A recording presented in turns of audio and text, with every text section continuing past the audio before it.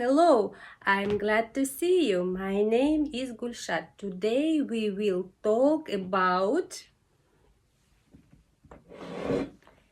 dandelion jam and make it. Okay, let's get started. To make dandelion jam, you need to collect 500 flowers dandelion in ecological area. This dandelion jam is a healthy product and it should be proper. In Russia, dandelions grow like garbage. We fight it like a weed. We mow it, pull it out, and treat it with a special weed killer. It because the dandelion sets scatter in all directions when it turns white. Not only that, but I like to pick one and blow on it. But I read on the internet that in some countries dandelion is specially grown like tomatoes. Is it true? Write in the comments if it is true. So, I've collected 500 dandelion flowers. What should I do next? According to the recipe, I need to remove the stems and pedicels, leaving only the petals. If I don't remove the stems and pedicels, the jam will have a bitter taste.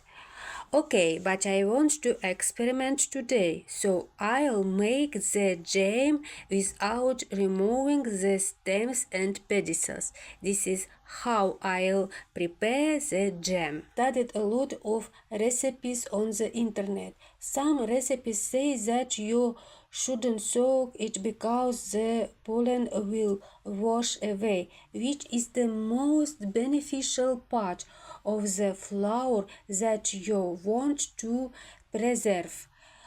Some recipes say that soaking is a necessary step. What did I choose? I decided to soak them for a day, and I'll tell you why.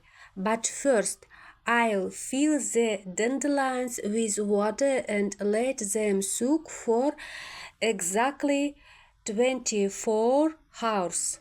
So, why did I soak it?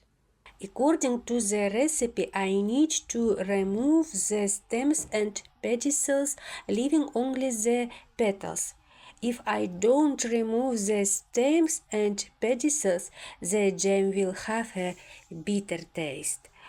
Okay, but I want to experiment today, so I'll make the jam without removing the stems and pedicels. This is how I'll prepare the jam. Since this is jam, we will boil and reduce it accordingly. Fresh dandelion flowers contain the following vitamins: A, B1, B2, and C.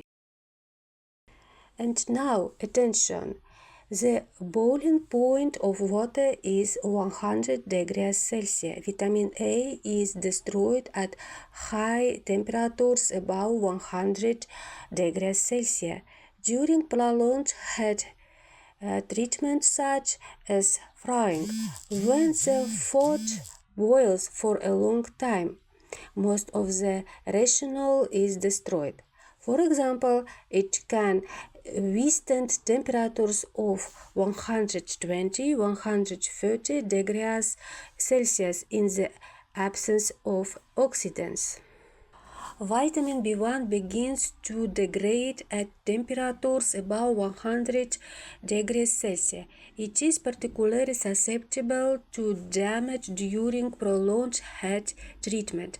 However, in an acidic environment, aqueous solution of thiamine can withstand high temperatures without compromising their biological activity.